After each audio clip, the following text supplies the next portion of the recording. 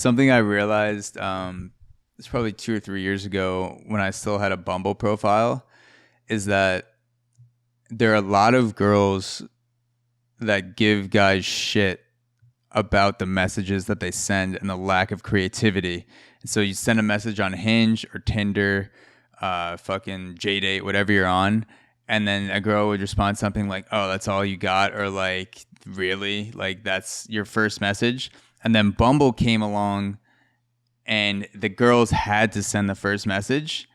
And that really exposed the lack of creativity that I was getting from girls, where they'd be like, "Oh my God, like, hi," or "What's up?" And I'm just like, this is literally the least creative I've ever felt. I felt my brain melting reading Bumble messages because there were some really creative, straightforward messages I got, but all these girls who were saying guys are not creative did not realize how much goes into a first message that you send a guy. And when It's it came crucial. down to it, 95% of them were just this vanilla bullshit that I forgot about 5 seconds after I read, and 5% of them were. And I'm sure the same thing applies to guys, where 95% of them are.